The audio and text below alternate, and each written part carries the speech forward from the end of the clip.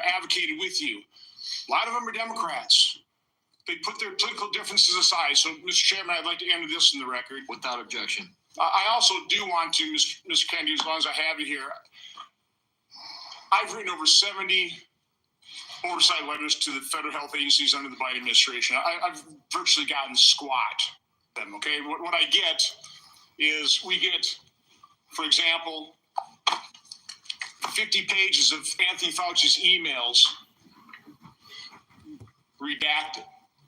Oh, by the way, the latest one was 17 pages. Instead of issuing a health alert on the myocarditis they knew was impacting young men early in 2021, instead of issuing an alert on the Health Alert Network, they developed 17 pages of talking points.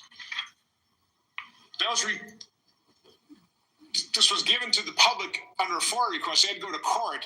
They've got a new way of redacting. They don't black things out. They just give you white pages. So you don't even know what they have redacted. So again, I've issued a subpoena now to cover the information I've requested in 70 oversight letters. My question to you is, as Secretary of HHS, will you honor these requests from Congress, and will you make HHS transparent?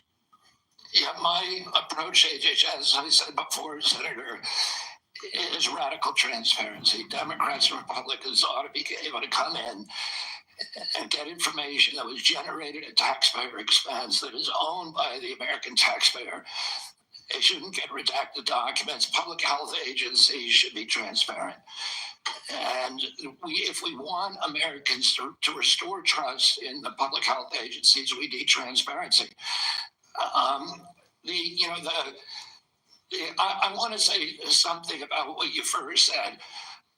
When I launched my campaign, it was about uniting Americans, Democrats and Republicans. There's no issue that should unite us more than this chronic health epidemic. There's no such thing as Republican children or Democratic children. These are our kids. 66% of them are damaged. I know what a healthy kid looks like because I had so many of them in my family. I didn't know any of the food allergy growing up, peanut allergy. Why did 5 of my kids have allergies?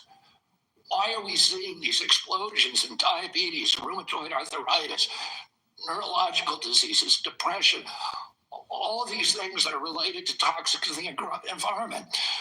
Why can't we just agree with each other to put differences about so many issues, intractable issues aside, and say, we're going to end this? I don't think anybody is going to be able to do this like I have because of my peculiar experience, because I've litigated against these agencies. When you litigate against them, you get a PhD in corporate capture and how to unravel it.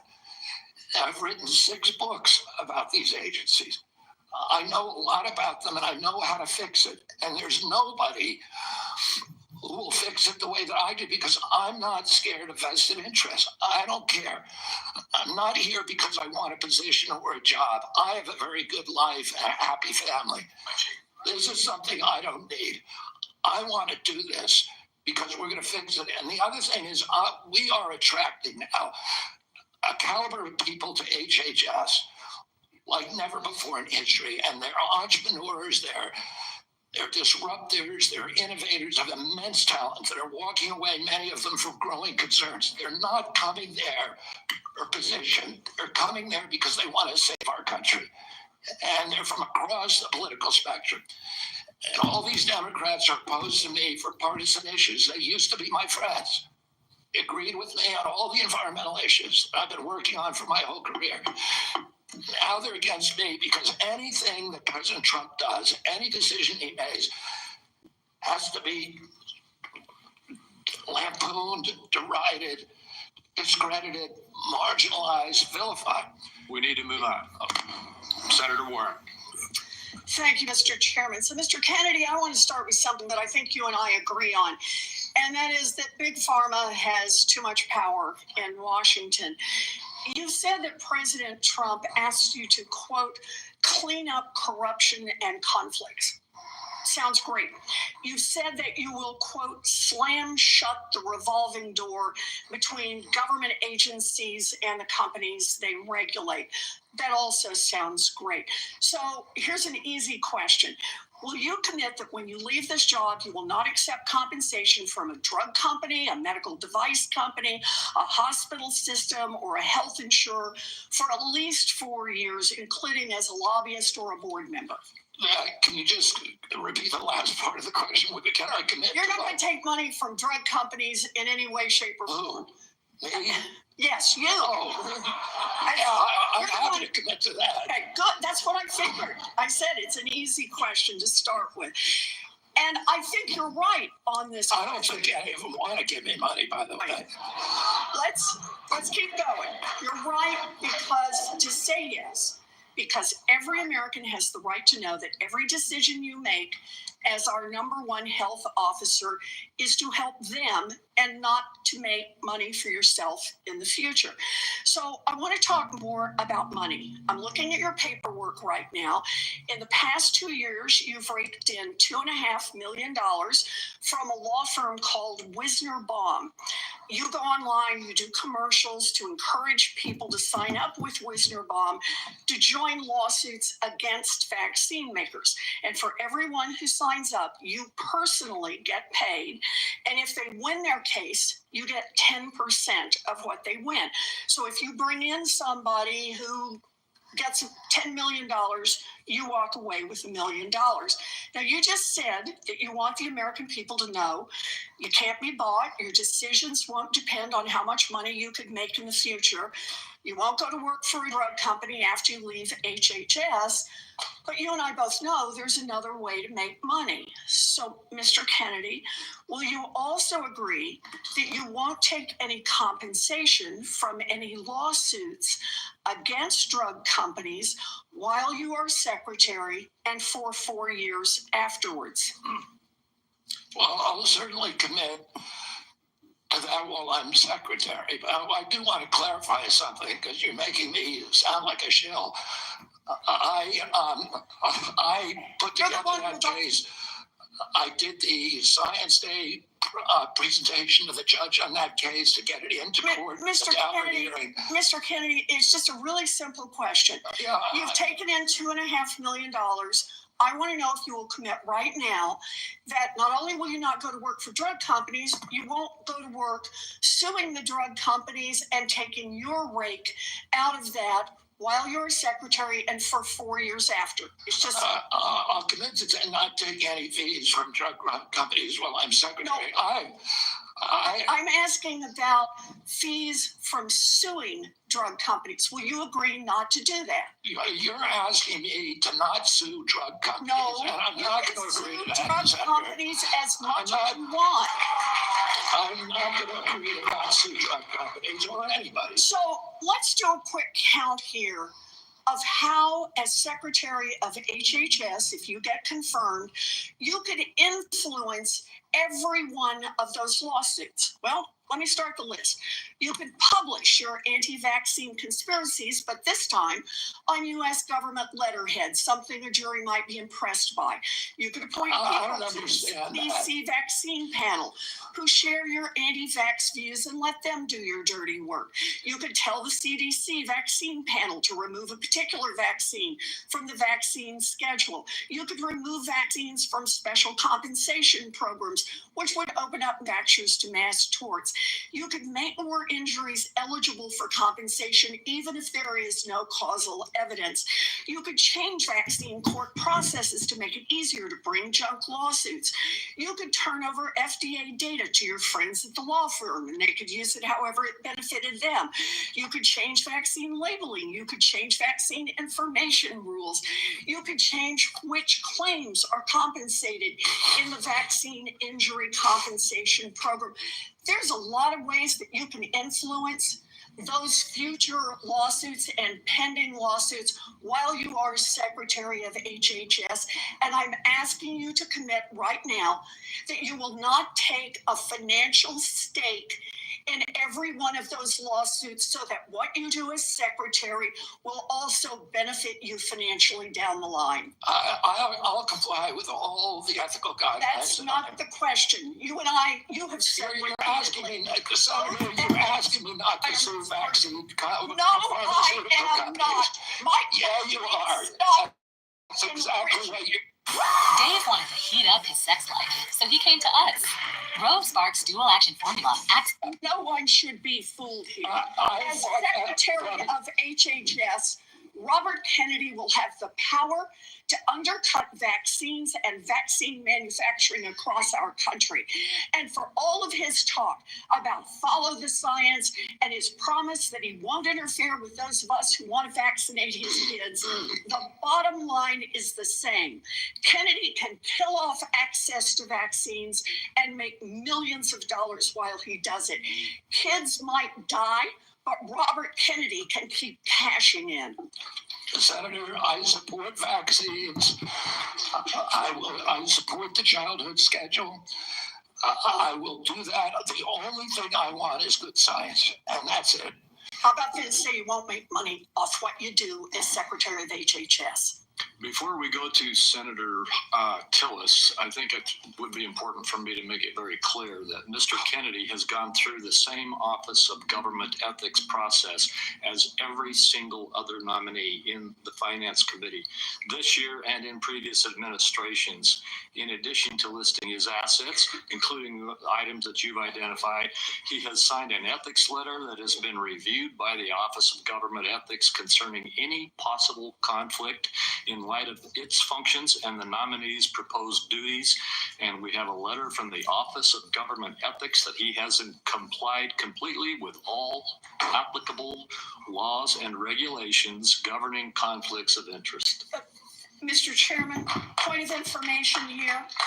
Have we had a single nominee come through who's made $2.5 million off suing one of the entities that it would be regulating and plans to keep getting a take of every lawsuit in the future? Have we had that before? I haven't reviewed the past documentation of every other nominee's financial interests. And so, no, but I know that every single time we get a nominee, their financial interests are attacked.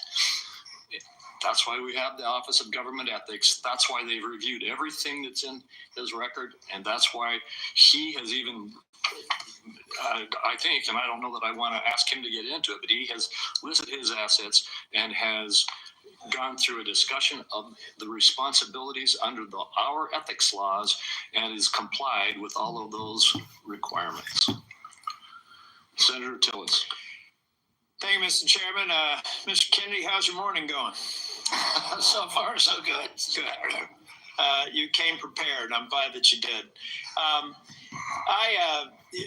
I believe, addressed to my satisfaction a question about Title X and the president's priority with respect to Planned Parenthood. Can you just affirm that you are 100% behind the president's policy on Title X and the implementation? I'm 100%. Thank you.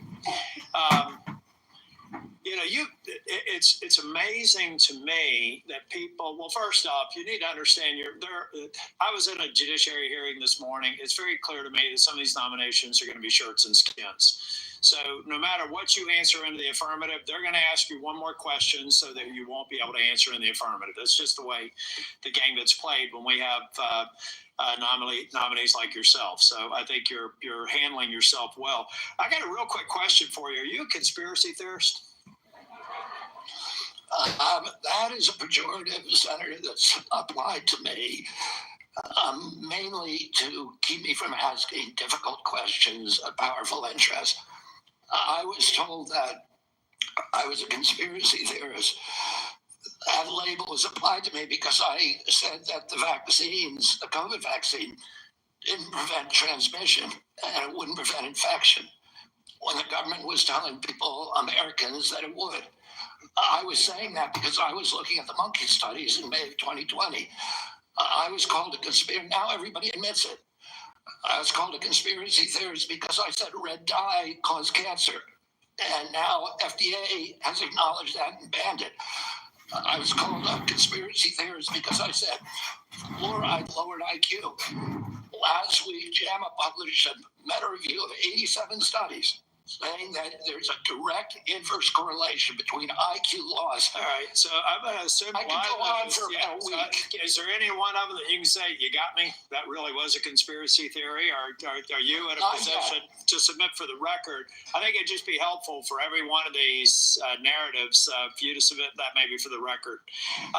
You said something about SNAP lunch. I was in the State House in North Carolina before I came here, and anytime I'd go visit an elementary school, the first thing I would do is go to the trash cans in the cafeteria. And what we have now are kids that are not eating food because the dictates of the federal government have made it something that they don't want. But they say, well, it's a healthy alternative. It has processed materials in it, and it's not particularly attractive to them. So they throw it away. Trash cans full of food that these kids didn't eat. So then what do? They go eat snacks, or they go eat or they drink a sugar drink. The SNAP program, everything you said about the SNAP program, I agree with. I think that we should be very, very strict about that. And it's going to make some people uncomfortable in the food manufacturing segment, produce healthy foods that we can put in the SNAP program. That's the way to address it. But we also need to look at the school health program. I was PTA president 22 years ago at my daughter's high school. And I feel like we've got these kids that need help. We've got to guide them through a process. Many of them are probably on Medicaid, and Medicaid's failing them. Everybody here says Medicaid is sacrosanct. Nobody's admitted that Medicaid is not producing positive health outcomes. Is that your problem with Medicaid right now, in the program or the outcomes? Is the outcomes. We're spending $900 billion. Our people are getting sicker every single year. Yeah. So anybody President Trump wants people to have it, Americans to have high quality insurance. Anybody who's building a case for the status quo of Medicaid is by extension saying that they're happy with the outcomes. I think it's unacceptable. I do have a question for you on Project Warp Speed. We supported the CARES Act. We had 97 people in the U.S. Senate vote for it. Everybody here. There's only one member of Congress that voted against it, I believe. And Project Warp Speed had CDC, FDA, NIH, and BARDA very much in the mix. Now, some people think that you're going to come in here and insert yourself into those agencies in a way that's never been done before. Let's say that they're a part of a future Project Warp Speed. Is it your intent to go in and do something that's never been done before, based on my staff's research, and insert yourself in a discussion that the scientists are doing in those different agencies? No, Senator. What I want to do is, I'm not a scientist. I want to empower scientists. I want to make sure that science is unobstructed by vested or economic interests. That's good. I got that culture, and I'll just say about Operation Warp Speed. It was an extraordinary accomplishment, demonstration of leadership by President Trump. When he promoted Operation Warp Speed, he was looking at all of the different remedies, including vaccines, therapeutics, everything. Therapeutic, ivermectin, hydroxychloroquine, famotidine, even chlorine dioxide. And he was not looking at shutting down our country for the year, forcing people to wear masks for a year, forcing all social distancing that did not have any scientific basis, which Dr. Fauci has now acknowledged. He said we took it out of thin air. But all of those changed during the Biden administration. And it became very narrowly focused. We ended up with the worst, the highest death count of any country in the world. Mr. Chair, if I can just ask one final question, and I think it's a one-word answer. I've heard a lot of people complaining about healthcare delivery, Medicaid. On the other side of the dais here, who's been responsible for healthcare policies over the last 4 years? The Biden. I mean, the president, the Biden. Okay. Yeah. So I'd like to have heard more of those in oversight hearings over the last 4 years. I haven't, but I'm glad that there's an acknowledgement that you're inheriting a problem that needs to be fixed. Thank you. Thank you, Senator. Senator Sanders. Thank you, Mr. Chairman. Mr. Kennedy, thanks for being with us. I very much like the slogan that you coined, Make America Healthy Again. And I strongly agree with that effort.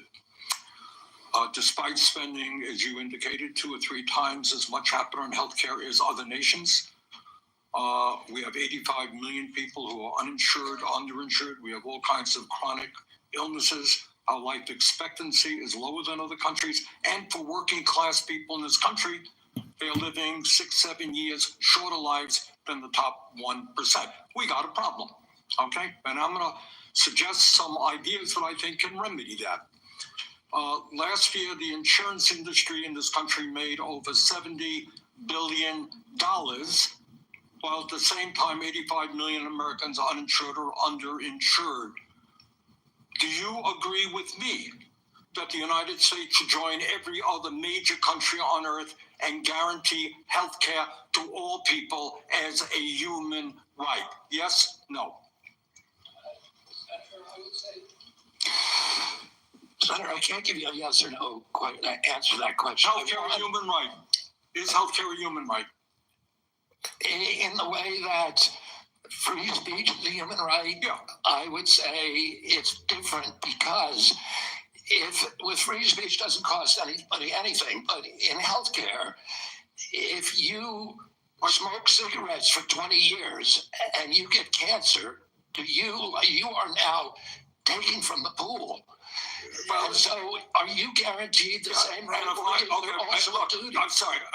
I'd love to talk for an hour with you. We got a few minutes left here. All right.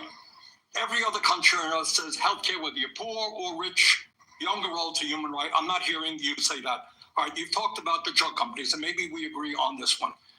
As you all know, despite the drug companies making over $100 billion in profits, paying CEOs outrageous compensation packages, we in some cases pay 10 times more for the same drug. Will you support legislation that I will introduce which says that in America we should not be paying a nickel more for prescription drugs than people around the rest of the world? To equalize it? Not to equalize it, that we should not be paying more than other countries for the same damn drug. President Trump has asked me, in fact, I had a meeting with President Trump a week ago where we showed him the charts. He knows the charts. We're paying 10 times more from Europe. That's right. And are you going to? A fun and easy way to make cash. Sign up directly on the app. Choose your own hours. Get paid. We should end that disparity. Good. Okay. That's great. All right. I happen to believe that climate change is real, it's an existential threat, and it is a healthcare issue. Donald Trump thinks that it is a hoax originating in China. Question is, in your judgment, is climate change a hoax or is it real, causing devastating problems? President Trump and I, from the beginning, from our first meeting, agreed to disagree on that issue. I believe climate change is existential. My job is to make Americans healthy again. You believe that you disagree with Trump? You don't think climate change is a hoax, is what I'm hearing. My job here is to I'm just asking you that, Mr. Kenny, not a trick question. I answer your question, Senator. Okay, so you disagree with the president on that? I answered your question. Okay. I'm going to pick up on a point that Senator Hassan made. Look, there is no question that abortion is a divisive issue in this country. I would say a majority of the people are pro-choice. There's a strong minority who are pro-life. A year and a half ago, you went to New Hampshire, running for president, gave a speech, and you talked about government should not tell a woman what she can do with her own body. That's her choice. Now, I think everybody on that side is pro-life. I think everybody here is pro-choice. I have never seen any major politician flip on that issue quite as quickly as you did when Trump asked you to become HHS secretary. Tell me why you think people should have confidence in your consistency and in your word when you really made a major U-turn on an issue of that importance in such a short time. Senator, I believe, and I've always believed, that every abortion is a tragedy. But you told the people in New Hampshire that it was their right. All right, let me do a last question because I'm running out of time. I think the gist of what you're trying to say today is you're really pro-vaccine, you want to ask questions. You have started a group called the Children's Health Defense. You're the originator. Right now, as I understand it, on their website, they are selling what's called onesies. These are little things, clothing for babies. One of them is titled Unfaxed, Unafraid. Next one, and they're sold for $26 a piece, by the way. Next one is No Vax, No Problem. Now you're coming before this committee and you say you're pro-vaccine. Just want to ask some questions. And yet your organization is making money selling a child's product to parents for $26, which casts fundamental doubt on the usefulness of vaccines. Can you tell us now that you will, now that you are pro-vaccine, that you're going to have your organization take these products off the market? Senator, I have no power over that organization. I'm not part of it. I resigned from the board. That was just a few months ago. You founded that. You certainly have power. You can make that. Are you supportive of this? I've had nothing to do with Are you leadership. supportive of these onesies? I'm supportive of vaccines. Are you supportive of this clothing, which is militantly anti-vaccine? I am supportive of vaccines. I will. I want good science and protect. But you will not tell the organization you founded not to continue selling that product. Thank you, Mr. Chairman. Senator Blackburn. Thank you so much, Mr. Chairman, and thank you so much for being with us today. And I have no doubt that you will be confirmed and you are going to do such a solid job for the people of this country. And I do have several issues I wanted to talk with you about and didn't have time to cover them all when we met prior to the meeting, but rural health care is very important to me and the people of Tennessee. 78 of our 95 counties are rural counties. Now, over the last few years, we've seen hospital closures. So we have focused on access in rural areas. And my rural health agenda, which is bipartisan, focuses on innovation, telehealth, access points. It focuses on work shortages. And also, Senator Warner and I have together focused on making certain that we address the area wage index and do that fairly for our citizens that are in rural communities. So I would like a commitment from you that when confirmed, you and your CMS administrator will work with us to make certain that the area wage index is balanced and that it is fair to rural areas. Senator, both Dr. Oz and myself recognize that rural health care is in crisis in this country, and that is catastrophic for our entire country. And I talked a little bit about my commitment to rural health earlier in this hearing. The regional price points, as you know, are set by Congress and not by HHS. I will certainly, and I know Dr. Oz will certainly work with you to make them sensible. We look forward to that. Also, you and I, before you came forward as the secretary, the nominee, we had talked in years past about over-medicating youth and concerns over that. And I was looking at a report from TennCare, which is our Medicaid program in Tennessee. And I was concerned when I saw a number that TennCare had spent $90 million in 2024 alone on ADHD.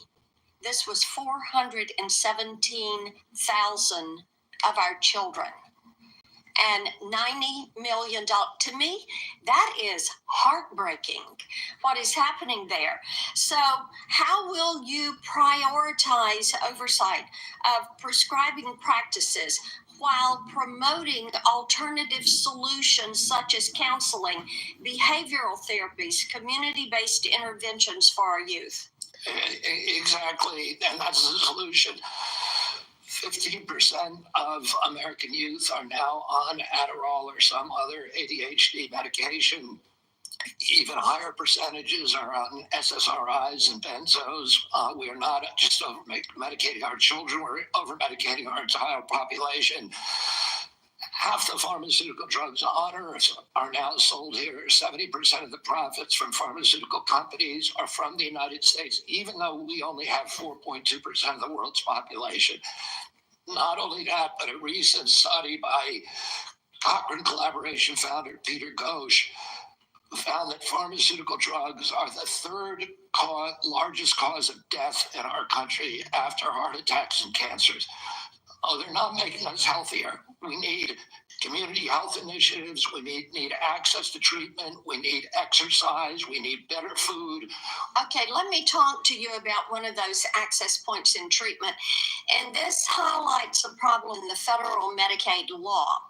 Since Medicaid's enactment, states have been prohibited from using Medicaid funds for care provided by institutions for mental disease. We refer to them as IMDs. These are psychiatric hospitals, residential treatment facilities with more than 16 beds. This is a discriminatory exclusion, and it denies payment for medically necessary care based on the illness that is being treated, and it has perpetuated unequal coverage in mental health care. So if you're confirmed, when you're confirmed, will you commit to working with me on repealing this discriminatory exclusion and ensuring equal access to mental health care for Medicaid beneficiaries? Yes, Senator. Thank you so much. I've got a question on PBM reform, one on artificial intelligence in healthcare. In the interest of time, I will yield back. I look forward to seeing you help make us healthy again. Thank you, Senator.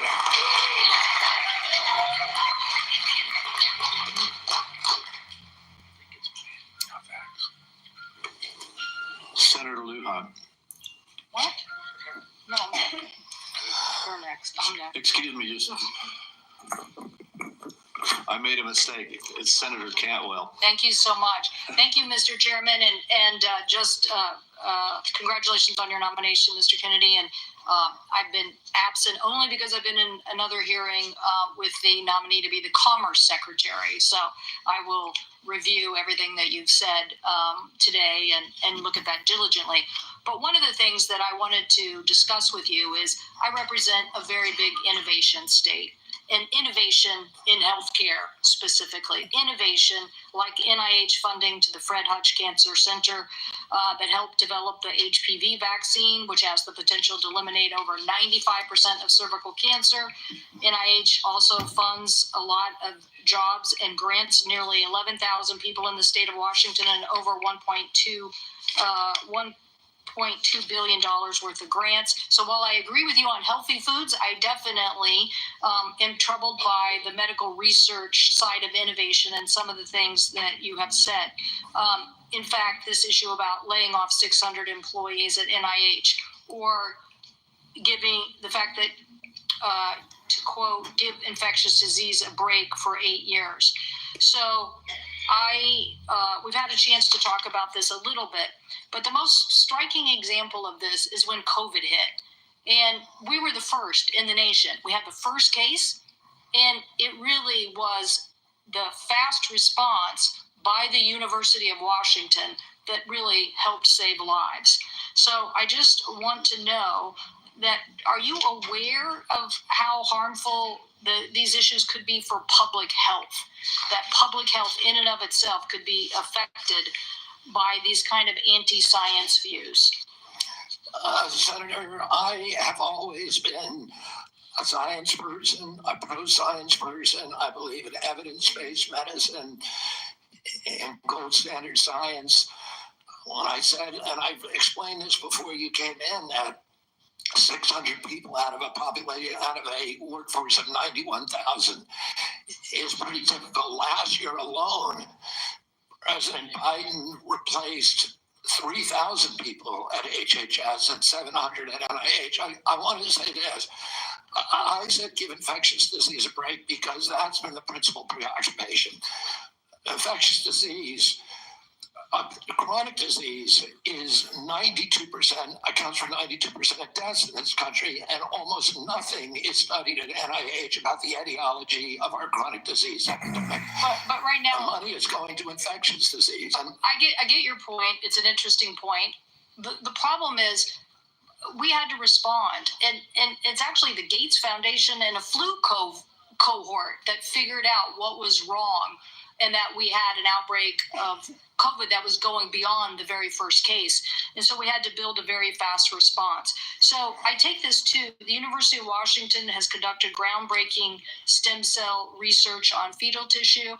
To me, I know there's probably a lot of people that may not agree with this, but we're making regenerative heart tissue now at the University of Washington. So yes or no, do you commit to protecting stem cell research for scientific agencies if confirmed? I will protect stem cell research. Stem cell research today can be done on umbilical cords, and you don't need fetal tissue. You'll protect the laws that are on the books today and the research that's done. My job is, Senator, to enforce the laws. Okay, so I want to move to PBMs because PBMs are driving up drug prices. And one of the biggest things that we need to do here, I think, in a new administration is get a handle on everything that is driving up prices and lower them. The report found that PBMs generated $1.4 billion from spread pricing. That is where they are able to basically set the price, not reimburse pharmacies, and then pocket the rest. We've had bipartisan legislation in several different committees now to get at this. What do you think the solution is?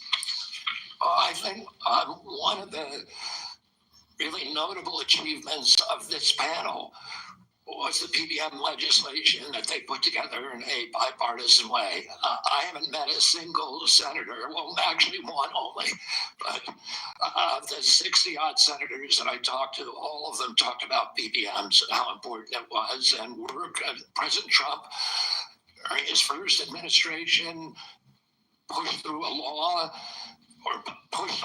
to give currency to PBMs. It got overruled during the Biden administration. Luckily, this panel is resuscitating that. President Trump is absolutely committed to fixing the PBMs. My time is running out, so I just want to clarify. You believe that we should pass these laws that now have been proposed in the Senate? I haven't read the entire law, so I don't know, but I think that we need to reform the PBMs. I think we need to get rid of all of these vested interests that are draining money from the system. Okay, somebody suggested, though, that you thought you should convene the PBMs and talk to them about some sort of self-regulation. So I am trying to distinguish between these people who basically are doing illegal activities and ripping off, really they're creating pharmacy deserts in my state. So I'm asking you whether you believe that we have to legislate in this area. Again, I'm not being evasive. I just don't know exactly what the law says. I met with the PBMs. I met with pharma. My job is to meet with all the stakeholders. I've been meeting with stakeholders for 40 years. People I was suing, you want to hear from the other side. Well, that doesn't mean I would let the PBMs write their own ticket. I think I support the efforts of this committee to come up with bipartisan legislation. President Trump wants to get the excess profits away from the PBMs and send it back to primary care, to patients in this country, to high quality health care. I'll ask you for the record, since my time's expired, to look at the legislation that came out of the Commerce Committee that defines the legal activities that they are doing to drive up prices, and give us an answer for the record. Thank you, Mr. Chairman. In principle, I support that legislation. Thank you. And let me just tell you the list as we have to move forward to the ending here. Senator Lujan will be next, followed by Senator Marshall, Senator Warnock, Senator Smith, Senator Young, and Senator Welch. And let me say again, Mr. Chairman, this is a matter of such importance. A number of my colleagues would like a second round, and I think it would be important to offer, say, a modest amount of additional time to get into this on both sides. I know I have some questions. I want my colleagues to have the opportunity to raise their concerns as well. Well, I've said, as I've indicated to you, Senator White, and I'm not going to do a second round. I have been very generous with the senators. I think almost every single senator has had 7 minutes at least. And I will give you a second, as is our practice I think between the two of us. I'll then divide my time up with my colleagues. Okay, you are welcome to do that. Thank you. Senator Lujan. Thank you, Mr. Chairman. Mr. Kennedy, when we met, you stated to me that it is not your goal to take away programs that work for Americans. Do you stand by that statement? Yes, Senator. Mr. Kennedy, do you know how many Americans rely on Medicaid? It's about 72 million plus the 7 million kids who are on chips. Appreciate that, 72 million. Yes or no, is it important that expectant mothers and newborns have access to health coverage? Is it important? Naturally tender and juicy. Comes in buffalo and original. Cooked crispy and golden. You can dip and dip and dip some more. Our always cooked to order original. I would guess, I don't know the answer, I would guess about 30 million. I have it, Mr. Kennedy. About 41% or 1.4 million babies births are financed by Medicaid, according to the National Center for Health Statistics. Yes or no, do you believe that Medicaid is a critical program? I believe that Medicaid is a critical program, but that it's not working as well as it ought to be. And President Trump has asked me to make it work better, that most Americans are not happy with it, that the premiums are too high, the deductibles are too high, and everybody's getting sicker. Too much money is going to the insurance industry. I have a series of yes or no questions. They're pretty simple. Because you heard we're not going to get a second round of questions, I ask for your indulgence to be able to get to them yes or no. In New Mexico, as you know, Zach, this is how horribly evil and stupid these cock-sucking senators are. They are the worst human beings you could ever fucking imagine, and they're in charge of our government. You can't believe these bastards. Getting specialist care, 85% getting urgent care, 95% Fucking Senator focus. Not to pick on anyone. Sanders, holy shit, bro. Everybody, they're all fucking demon rats. I mean, I'm actually for the military just taking over and just deposing everything. This whole thing is fucking crazy. Yes or no? Do you support vaccines and abortions? It's all these people care about. And especially in an area where you and I spoke about with the federal investment in Medicaid, which is known as FMAP.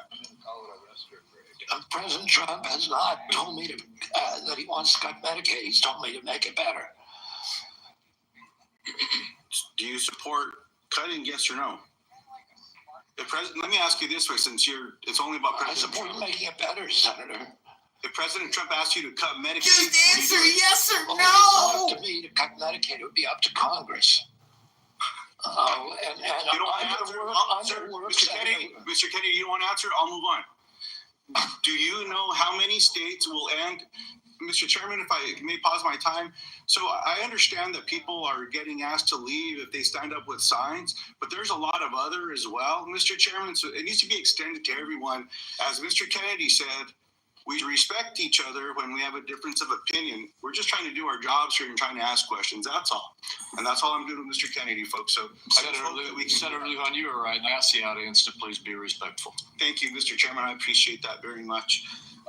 Mr. Kennedy, do you know how many states will end their Medicaid expansion if the federal share of Medicaid drops? Well, there's 40 states that have signed on to the expansion. So, it's a smaller number. So it's 9 states would quickly have to end their expansion because of the laws that they have. That's about 4 million folks across the country. And in New Mexico, Iowa, and Idaho, they have triggers that it would immediately have to go into effect if in fact that gets cut. The reason I'm asking those questions is there's been a lot of chatter and conversations around Medicaid. Now, I agree we can always do better, and we must be doing better in America. But Medicaid has been shown to improve health outcomes, including mortality, quality of life, and access to preventative care as well. And there's some areas, Mr. Kennedy, that you and I touched on specific to Native American communities. I knew this fucking guy was a Native American. Concerns Why do they always talk like matter this? to folks. You shared your passion about caring for folks. I believed that passion. My question in this area is, as you know, when folks are doing research and they're going to check to see if medicine works on someone, if they're not included in that trial, it often doesn't help them. That's what all the evidence shows. So what are you going to do when programs are eliminated to require the inclusion of Native Americans in clinical trials when it comes to life-saving medicine? I'm going to do everything I can to make sure there's Native Americans in clinical trials. As I said to you when I visited your office, I spent 20% of my career working on Native issues. My family's been deeply involved with them. My father and uncle were big critics of the Indian Health Service, a failure to deliver good health results or health care on the reservations. I'm going to bring a Native in for the first time in history into my central office. That all the major decisions in my office will be that he we've already interviewed candidate, a very, very good candidate, will have direct impact on all the major offices. One of my priorities is I appreciate that. I have a follow-up in that space specifically. Will you commit to finalizing the congressionally mandated FDA guidance to increase clinical trial diversity? Well, if we could just repeat that again, I'm sorry. Will you commit to finalizing the congressionally mandated FDA guidance to increasing clinical trial diversity? Yes. I appreciate that. Will you commit to reinstating all of the pages that were eliminated and people that were fired from this administration that have this responsibility? I cannot commit to that because I don't know who they are. Well, there's I'll some folks commit out to there working with you to make sure those positions are adequately staffed. I will follow up in writing in those specific areas because I think there's some commonality here, but answers matter. And so I'd like to get those as timely as possible. The last thing, Mr. Chairman, that I'll say is one of the conversations I had last before. If these pieces of shit can be senators and congressmen, Zach, it's all the way up from here, baby. You can only go big, Zach. Autism and federal programs and making a difference in these families. Fucking Sitting Bull. I don't know. They don't even show them. Now, Mr. Chairman, is unanimous consent to enter into the record an article from Autism Speaks titled, quote, "Do Vaccines Cause Autism?" End quote. And I'll note that first sentence states, quote, "Vaccines do not cause autism." Thank you. Really? Okay, thank you. And before we move on, we've had a request from several quarters for a quick restroom break. We will take a 5-minute recess. I'm sorry to those remaining 5 or 6 senators who must wait a few minutes, but we will have a quick break. We will be back as soon as we can.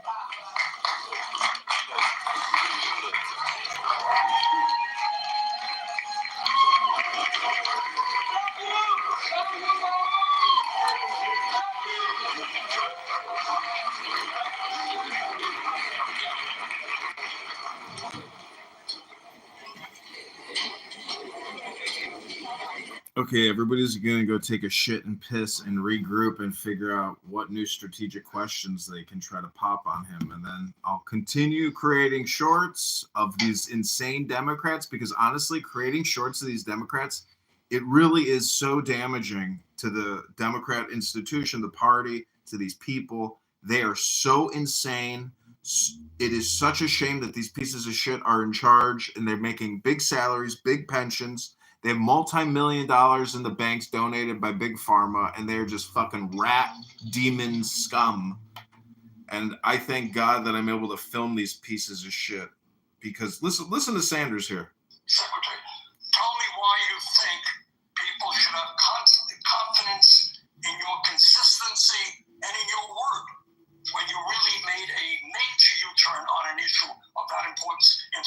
short time. Secretary, tell me why you think. And that was about, abortion, of course. Why should we trust you when you don't even like abortion? This is a human. This is Human issue. Is medicine a human right? Free speech is a human rights center. But is healthcare a human right? Yes or no, Senator? Yes or no?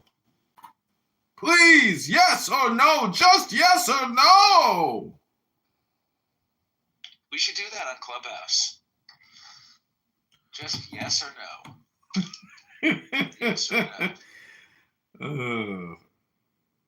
All right, so I'm clipping the shit out of this because this is like fucking gold. When you have these senators melting down, here's Bernie Sanders again. Will you support legislation that I will introduce which says that in America we should not be paying a nickel more for prescription drugs than people around the rest of the world? To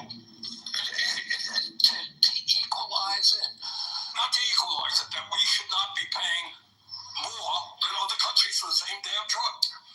President Trump has asked me, in fact, I had a meeting with President Trump a week ago where we showed him the charts. He knows the charts. We're paying 10 times more from Europe. That's right. And are you going to find prosperity? Good. Okay. That's great. All right. I happen to believe that climate change is real, it's an existential threat, and it is a healthcare issue. Donald Trump thinks that it is a hoax originating in China. Question is, in your judgment, is the same drug? Will you support legislation? Sorry, there was one clip I wanted to play of Bernie Sanders screaming about anti-vax onesies. He was like, "Are you selling these anti-vaccine onesies?" So crazy. So everybody's taking a shit, taking a piss, and they were only going to do one round of questioning, but the blabbering Democrat drooler said that he wants to split his remaining 6 minutes back up to all the other senators.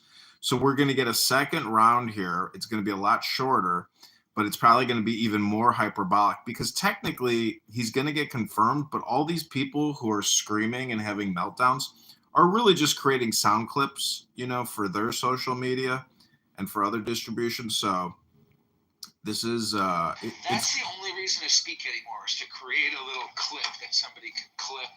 That's it. That's it. That's what AOC does. I hope you're recording what I just said because I just made a little clip. If you clip that up. Clippity clip. You want me to create a clip about you talking about clips? Yeah, just clip it. Clip it. You gotta clip it. When are you going to read some poetry and text me a link to your YouTube channel?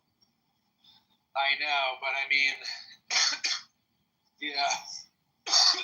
I'm going to go to the gym. That's where I'm going. I went to the gym last night. They closed at 10. I got there at 9:21, and the Venezuelan guy who barely speaks English says, "You cannot come in." I was like, "Why not? The gym closes at 10." He goes, "It's too late. You can't come in." So I went on Google. I just said, "Thank you very little. Have a good night." And then I went on Google reviews and I left a 1-star review saying this is the second time I have been denied entry to the gym and I'm paying a membership. I get there at 9:21. They say you can't come in if you get there at 9:21. But at 9:20, you can still come in. I'm like, are you people fucking, did you just learn English? Yeah, what about 10?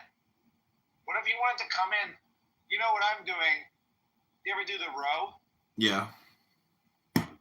So I was reading somewhere that you could do a 1,000-meter row for time. And it's generally only about 4 minutes. Mm-hmm. And it's not long, but it's like a good way to bust out 4 minutes. And then you're sweating and you're ready to go lift after 4 minutes. Mm-hmm. What if you wanted to do that after work? You come in at 9:55. You want to do 4-minute row. and then get out. Well, it was a 24-hour gym, and then they changed it. Okay, Kennedy's back. But the thing is, they're shutting the gym down, but they are giving me a universal gym pass because they're shutting it down, so I can't complain too much. Just leave them a shitty Google review. Tell them to fuck themselves. This committee will continue and come out of recess and go back into session. Before we go to you, Senator Marshall, I'd like to just tell everybody the remaining list. Senator Marshall, Senator Warnock, Senator Smith, Senator Young, and Senator Welch. And then I did indicate earlier that I would give another 5 minutes to Senator Wyden. I understand he has distributed that 5 minutes to a few of the other senators. So we will have a few more quick questions, and then we will proceed. And I would like to thank the audience again. I know we had a couple of outbursts earlier, but I want to thank the audience for being respectful and encourage the audience to continue to be respectful as we conclude the hearing. With that, Senator Marshall. Thank you, Chairman. Obesity, diabetes, heart disease. Obesity, diabetes, heart disease account for probably 80% of health challenges in America. You know how many times I heard my friends across the aisle mention any three of those? I don't know if we've lost the forest for the trees here. Vaccine is a critical issue. I understand that. I don't see how Mr. Kennedy's position could be any more clear that he's going to support the vaccines. He's going to support the science and empowerment to parents and their doctors to make these choices. Abortions! Vaccines! 60% of Americans have a chronic disease. That there's an epidemic of chronic diseases across the country.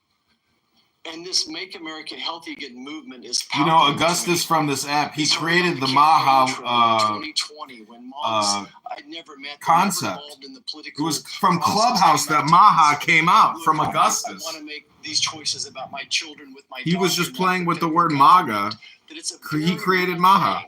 Moms, dads, grandparents across the country grab me and say, look, why do 20% of our children now, why are they on a prescription drug? So, because they got to look at TikTok with incredible concentration while high on meth. America Healthy Again. What's your vision? What does that look like to you? Thank you, Senator Marshall. We're having epidemics of all these chronic illnesses, autoimmune diseases, neurological diseases, allergic diseases, obesity. When my uncle was president, 3% of Americans were obese. Today, 74% of Americans are obese or overweight. No other country has anything like this. In Japan, the obesity rate is still 3%. And epidemics are not caused by genes. Genes may provide the vulnerability, but you need an environmental toxin. Something is poisoning the American people. And we know that the primary culprits are changing food supply, the switch to highly chemical intensive processed foods. We have 10,000 ingredients in our country, in our foods. The Europeans have only 400. If you buy McDonald's French fries in our country, there's 11 ingredients, my understanding. In Europe, there's only 3. If you buy Fruit Loops in our country, they're loaded with food dyes, with yellow dye, red dye, blue dye, and many other ingredients. The same company makes But I like my Fruit Loops. Different ingredients for Canada and Europe. I like my Cocoa Pebbles and my Fruity Pebbles. We don't have good science on all these I want to drink whole milk. And that is deliberate. That's a deliberate choice not to study the things that are truly making us sick, that are not only contributing to chronic disease. Did you know having an abortion makes you very sick because it kills you? We're going to handle on this, because if we don't, it's an existential threat. Our country is not going to be destroyed because we get the marginal tax rate wrong. Or because I'm going to title this video Fruit Loops versus Kennedy. We're talking about today wrong. It's going to be destroyed if we continue down this trajectory of chronic disease. We need to fix our food supply, and that's the number one. Thank you, Mr. Kennedy. Certainly, I share your concern with ultra-processed foods. On the other end of this food chain are my farmers and ranchers back home. Would you just take a second and share your compassion, how you feel about farmers and ranchers, that they respond to the market? They don't dictate the market. They grow what the market is wanting them to grow. And Senator Hawley told me the other day that his brother-in-laws are all farmers, and he said 4 out of every 5 of his brother-in-laws has Parkinson's disease. And that kind of cluster we're seeing across farm country of cancers, autoimmune diseases, obesity, etc. Oh, it's and we can now not export American. Can the man just say, I voted Trump, go to the gym, fatties? That's not good for farmers. We're also destroying our soil because some of the chemicals that farmers use destroy the microbiome. And that causes the erosion of the soil. You can't get water infiltration. Water pools up and it washes the soil off. Agronomists now estimate that we only have, if we continue doing these processes, only 60 harvests left before our soil is gone. 60 harvests? So farmers are using seeds and chemicals that are, over the long term, are costing them and us. And what we need to do is we need to support the farmers. We need the farmers as partners if we're going to make them work. And I don't want a single farmer to go out of business under our watch. I don't regulate farms. If I'm privileged to be confirmed, I'm not regulating farms. That's under USDA, but I want to partner with all of my decisions with USDA and with the farm community to make sure that we don't lose more farmers in this country, but that we also transition. We offer and incentivize transitions to regenerative agriculture, to no-till agriculture, and to less chemically intensive. And by the way, I've also met with the chemical industry and the fertilizer and herbicide companies, and they want to do the same thing. And I think we're on the trajectory to do that, and we need to incentivize initiatives to accelerate that trajectory. Mr. Chairman, if I could, the great news is that my farmers in Kansas are selling products to Europe. That today's regenerative practices, soil health, all those things are priorities for Kansas farmers. Many of us are doing many of those things already. We just need it to be more widespread. If I could just wrap up my remarks, though, is that again, going back to the big picture here, 60% of Americans have a chronic disease. Mr. Kennedy, I believe for such a time as this that you're not just one of 300 million people. I think that you are the person to lead HHS to make America healthy again, that God has a divine purpose for you, and I look forward to your confirmation and working with you to make America healthy again. Thank you, Senator. Thank you. Senator Warnock. Thank you so much, Chairman Crapo and Ranking Member Wyden. It's great to be here. Mr. Kennedy, welcome. Welcome to you and to your family. Thank you for meeting with me a few days ago. I'd like to follow up, if I might, with some of the issues that we discussed in my office. I want to talk to you first about the CDC, or the Centers for Disease Control and Prevention. I'm proud of the work that the CDC does, proud that it's located in Georgia with more than 10,000 employees in my state. If confirmed, you would be the capital. Oh, I work for the CDC. What you do with the CDC? I didn't know I do CDC shit. Representing HHS is about 29% of the federal budget. CDC is a part of that. Do you agree that the CDC's work is critical to Georgia, critical for our country, and the health of the entire world? Yes. Health of the world? Senator Isaacson, my Republican predecessor, would have agreed with that. Bless his memory. He was a fierce advocate for the CDC, as am I. The CDC is an agency filled with hard-working, dedicated public health servants. They wake up every single day. They go to work. Working to keep us safe. I think we don't think often enough about their work. Because Let's think about it all the time. folks who are protecting you from that which doesn't appear because of the work that they're doing. So grateful for the work that the CDC employees do. Some of them are members of my church. I saw that deep commitment My church, firsthand when my office. visited the CDC just last summer. Mr. Kennedy, you have compared the CDC's work to Nazi death camps. You've compared it to sexual abusers in the Catholic Church. You've also said that many of them belong, this is a direct quote, many of them belong in jail. For me, those are disturbing characterizations of the CDC workers that I know who are trying to keep the American public safe every single day. And as you are presented as the nominee for this position, I need to know, do you stand by those statements that you made in the past, or do you retract those previous statements? Senator, I don't believe that I ever compared the CDC to Nazi death camps. I support the CDC. My job is not to dismantle or harm the CDC. My job is to empower the scientists if I'm privileged to be confirmed. So you retract those statements? I'm not retracting it. I never said it. Well, Want to pay less to get your taxes done for you? We'll beat your tax pros price from last year.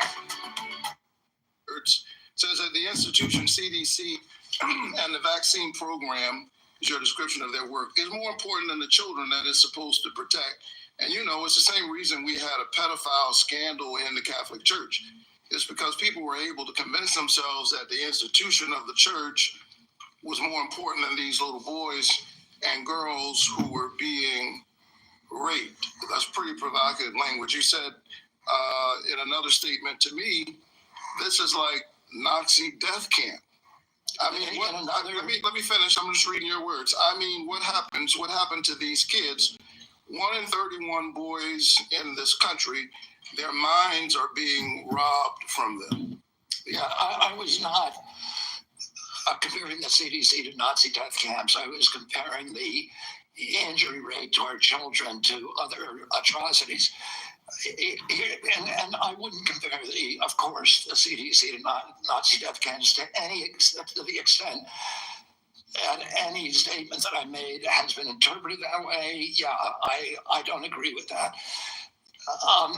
In 2003, the United States Congress Government Oversight Committee ended an over a year investigation of the CDC and used almost that same language. They said that the CDC, just one division, one branch of the Immunization Safety Office, had put institutional self-interest and pharmaceutical profits ahead of the welfare and the health of American children. So that was a conclusion by Congress. And I repeat that. I'm asking you because you're the nominee for HHS. It sounds like you stand by those statements. Senator, my objective is to support the CDC. There's nothing I'm going to do that is going to harm CDC. I want to make sure that our science is gold standard science, so that it's free from that same Government Oversight Investigation Committee. The panels, the ACIP panel, and within the CDC, I think 97% of the people on it had conflicts. I don't believe that that's right. I think we need to end those conflicts and make sure that scientists are doing unobstructed science. So I want to enter this statement, by the way, into the record without objection. Without objection. Last week, the White House gagged HHS and the CDC, preventing them from communicating all important public health information to anyone, including all of our allies, including our allies in the United States and global disease prevention. Can you just answer yes or no, because I'm running out of time? Do you agree with that action? I was not consulted on it, but that's pretty much standard operating procedure for incoming administration. So you agree with the action that gagged HHS and CDC from communicating important public health information? That directive made sure that no public health, that only non-essential travel and mass communications were temporarily suspended pending the confirmation of a new HHS secretary. There's a standard operating procedure for every administration. I get it. I don't think what we've seen over the last several days is standard operation for new administration. I think we're seeing some unprecedented actions, but you agree with it. Last night, members of the CDC, along with other federal employees, were actually invited to resign, these buyouts. And I got text messages and folks I know work from the CDC, for the CDC, that do this important work, who got that note. And it's really important because my experience is that when you send out that kind of note, the folks who resign are the folks who you least likely want to see resign. They got other options.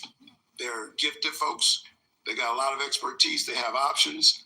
A lot of them are options because of their patriotism, because of their commitment. Patriot vaccinologists. The buyouts that were presented to CDC employees just last night. I agree. At the vast majority of the scientists and experts at CDC are patriots and good government servants. Can you tell me? I don't think anybody's going to resign who's committed to making America healthy. Can you just answer yes? Okay, you agree with the buyouts. In our meeting, I asked you to confirm your support for the Affordable Care Act. You also mentioned that you and President Trump want to fix the ACA by making premiums more affordable. Can you answer me yes or no? As I don't have a lot of time. Did you know that tax credits that help families afford health insurance and save Georgians an average of $531 per month per person are set to expire at the end of the year? Did you know that? I do. We need to move on. Do you support Congress extending these tax credits so that Americans can continue to afford health care? Congress has to make its own decisions about that. My instructions from Mr. Chairman, you're saying I'm running out of time, but I'm having a lot of trouble getting the witness to answer yes or no to a yes or no question. Well, and I've got one more question. We're almost at 9 minutes. Well, I need him to answer yes or no. Yes or no? I'm not going to answer yes or no to a question that's not susceptible to an honest yes or no answer. We need to move on. I think that the fact that you find it difficult to answer basic questions is deeply troubling for me as you present yourself as a nominee to run HHS. Thank you so very much. I've been in courts all over the country. Mr. Chairman, you told me I'm out of time, and this continues to filibuster even after I said I'm done.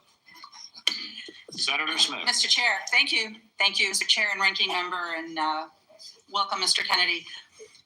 So, Mr. Kennedy, I don't have a question for you on abortion. I think that my colleagues on both sides of the aisle have covered this, but I want to say I can respect people who have different views than mine on this issue, but it's hard for me to respect people who won't give a straight answer to what they think on this issue in particular. Mr. Chair, I just want to note that I understand that anti-choice advocates have said that in these hearings, they were looking to hear Mr. Kennedy provide some reassurance that he is on their side, and I'm not hearing that. And I think most Americans are looking for some hint that the decisions that people make about abortion should be personal and private, and they should be free to make those decisions without government interference, and I'm not hearing that either. To make it worse, the answers that you have given tell me that the Trump administration is more than willing to restrict or even ban medication abortion without a single act of Congress, and even in states where abortion is legal. And what is clear to me is that you and President Trump are dangerous to women's access to mifepristone. So having said that, I want to move to a different topic. Mr. Kennedy, I appreciate Senator Cornyn's questions about mental and behavioral health, something that I care a lot about. I know that you and your family have had personal experience with mental health challenges, as have I. And I agree that the mental health crisis in this country is a crisis. So let me ask you, in an interview in 2023 and again in 2024, you blamed school shootings on antidepressants. You said, and this is a quote, "There is no time in American history or human history that kids were going to shoot schools and shooting their classmates. It really started happening coterminous with the introduction of these drugs, with Prozac and with other drugs. So do you believe, as you've said, that antidepressants cause school shootings? This should be a simple question. I don't think anybody can answer that question, and I didn't answer that question. I said it So should your be answer studied. is, I said it should be studied along with other potential culprits so like they may cause. social media. But I don't know. I would never make, because there's no science on that. Well, Senator. there is, Senator. There is, Mr. Kennedy. Thank you for the promotion. The science shows that there is no link between school shootings and antidepressants. And in fact, most school shooters were not even treated with antidepressants. And of those that were, there was no evidence of association. You know, I don't think you my can question say is, that, Senator, because of HIPAA rules, nobody knows. well, that is, Mr. Kennedy, do you think that people who take antidepressants are dangerous? I think, listen, I'm not going into HHS if I'm privileged to be confirmed with any. So you can't say that people to impose any preconceived ideas that I may have. I just want to have good science. So you're not saying that they aren't dangerous, which means that they could be dangerous. Let me ask you this. That's not true. You've described Americans who take mental health medications as addicts who need to be sent to wellness farms to recover. Is that what you believe? No, of course I didn't say that anybody should be compelled to do anything. No, but you said they should be sent. I said they should be available to them. I didn't say they should be sent. You said that folks that take antidepressants are like addicts. That I can provide that. Oh, I think they should have the availability. Listen, I know people, including members of my family, who've had a much worse time getting off of SSRIs than people have getting off of heroin. It's the withdrawal period is, and it's written on the label. I have some experience with this myself, Mr. Kennedy. This is personal for me. When I was a young woman and I was struggling with depression, thankfully, I had the resources to help me get through it, including a new generation of SSRI uptake inhibitors, which helped to clear my mind, get me back on track to being a mom and a wife and a productive, happy person. And I'm really grateful for that therapy. So I have some experience with this, and I think that everyone should have access to that care. And your job as secretary is to expand access to care, not to spread lies and misinformation. And the things that you say, Mr. Kennedy, they live on. They have impact. And we're having this conversation at the same moment that my Republican colleagues are looking to try to figure out how to save money any way they can. And so they want to cut Medicaid. Let's just think about this for a minute, because you're going to be, should you be confirmed, you would be responsible for CMS, which provides mental and behavioral health care to millions of Americans. Close to 40% of folks on Medicaid have a behavioral health condition. And you would be part of this administration that would be looking to cut Medicaid.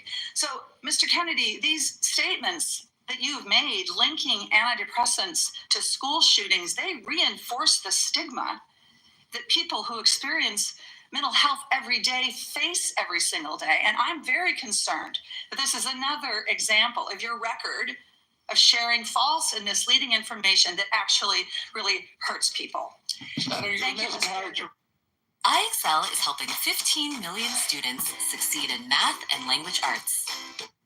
You're mischaracterizing my statements, and I'm happy that you had a good experience on SSRIs. Many Americans have very good experience on it. Others have that not. That would be an issue between them and their physicians, and not for the future head of HHS to be just putting out misinformation about the dangers of SSRIs and other antidepressant medication, spreading the stigma and the fear that we're actually trying to overcome. Do you think physicians, when they make that prescription, ought to have access to good science? Of course they do. And that's all I believe too. Then you and I are in agreement, Senator. And to your point that you made when you made these statements, it was not based on good science. I don't know what it was based on. I was saying the science needed to be done.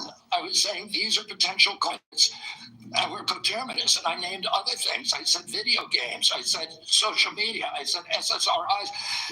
SSRIs have a black box warning of suicidal. Mr. Chair, I will submit to the chair the information that I have about what Mr. Kennedy has said linking antidepressants to school shootings. Thank you.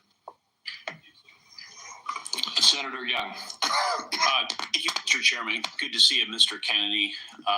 To follow up on that spirited exchange, in talking with you and reading about your vision for the department, you said one of your goals is to return public health agencies to the gold standard of scientific review. You've alluded to the gold standard a number of times today. So I'm going to give you an opportunity, uninterrupted, but hopefully not too extensive, to tell me and others what you mean by this gold standard.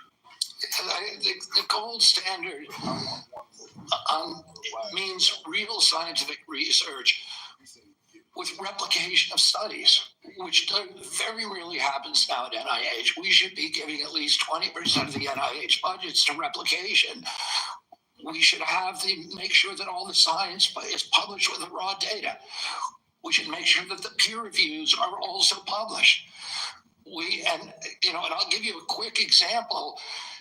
20 years ago, NIH scientists did a study on Alzheimer's, which they said it was caused by amyloid plaque.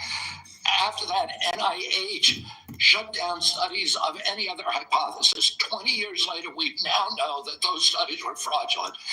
NIH has funded 800 studies on a fraudulent hypothesis.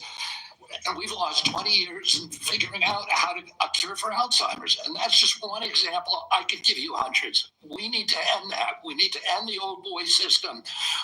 We need to have replicatable science and be completely transparent about raw data. Thank you, sir. In recent years, particularly during the COVID pandemic, there's been a lot of skepticism about our public health institutions. Some of this, I would say, is warranted, but it's now created a pervasive lack of trust from the public that these institutions are acting in bad faith or failing to act in objective criteria, failing, in short, to act in the best interests of the public. If confirmed, Mr. Kennedy, how will you work to regain the public's trust? I suspect it will take some time in these important public health institutions. Through radical transparency, I'm going to make these. The reason people don't trust the public health agencies is because they haven't been trustworthy. And you gave the example of COVID. At the beginning of COVID, everybody was rushing to get that vaccine. We had over 90% vaccination uptake. Yes, sir. CDC's most recent recommendation is that Americans take the 8th booster.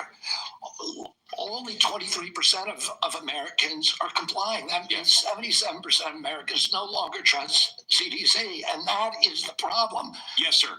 In the absence of full information, might it, I think I agree with you, but I want your response. Might it make sense to share that absence of full information with the American people, that uncertainty? I think one of the things by observation and experience that I saw during the pandemic was we had certain prominent doctors appear on television and indicate, no, you absolutely must not wear a mask. 2 weeks later, it's yes, you must wear a mask.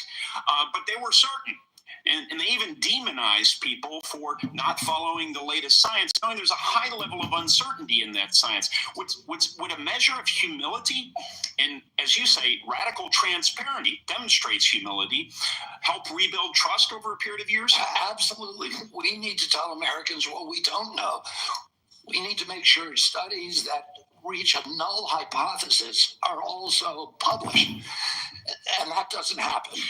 Sir, I think you are right about why healthcare costs are so high in the first place. The answer is indeed chronic disease. 90% of our healthcare spending goes towards managing it, as you say in your open statement.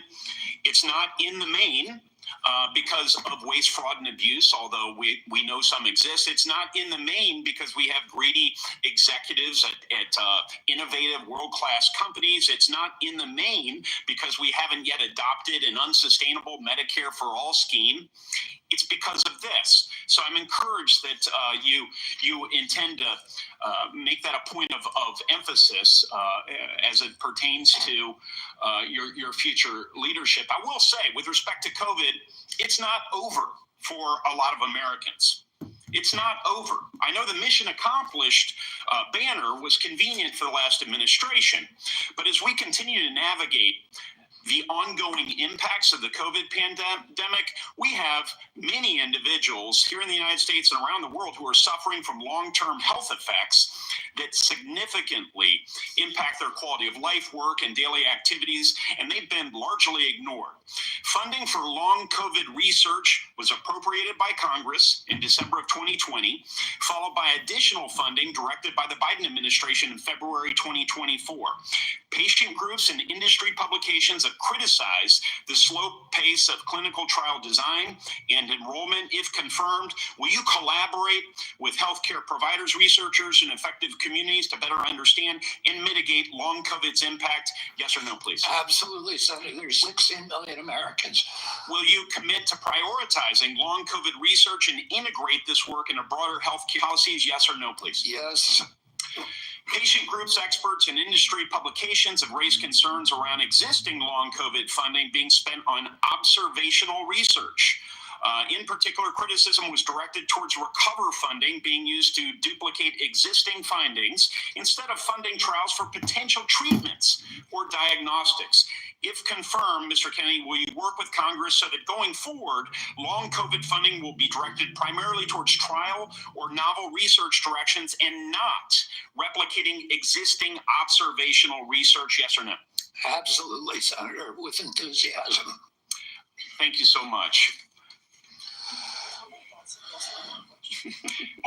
If confirmed, how will you create a balance between your personal priorities of chronic disease and healthy lifestyle and the ongoing critical work of the department in areas that are focused on incentivizing and advancing innovation in modern medicine and pharmaceutical discovery? I think innovation is going to be the key to public health.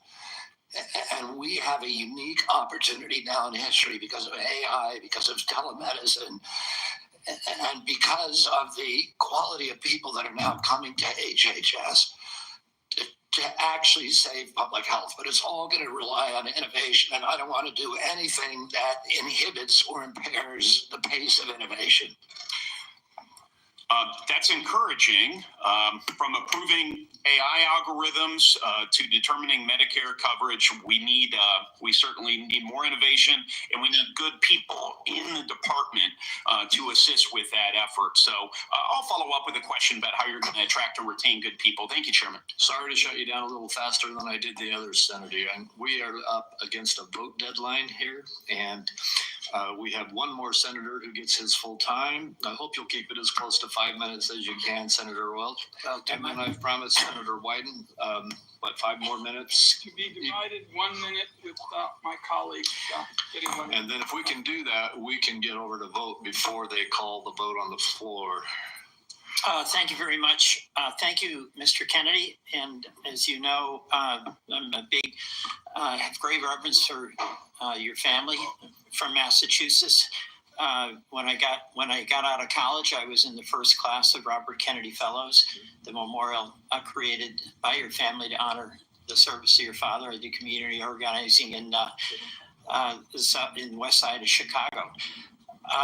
And I certainly admire your energy in your effort here and desire to serve. You know, there's a couple of things that are really important here. This is not just about a debate on vaccines. It's a debate about qualifications, experience, and priorities as to the person that will head Health and Human Services. And it's not just about what your answers are today or what the questions are. It obviously has a lot to do with your whole record and your whole history. You know, your sister in her letter, or pardon me, your cousin in her letter said, you've always been charismatic, able to attract others through the strength of your personality, willingness to take risk and break rules. That's, I guess, an attribute, but it can be a danger. The question I fundamentally have is whether your willingness to disrupt and maybe break rules is going to be dangerous and destructive. The character questions we didn't go into here, but there's some sketchy things. You've acknowledged your history with heroin. You've gotten over that.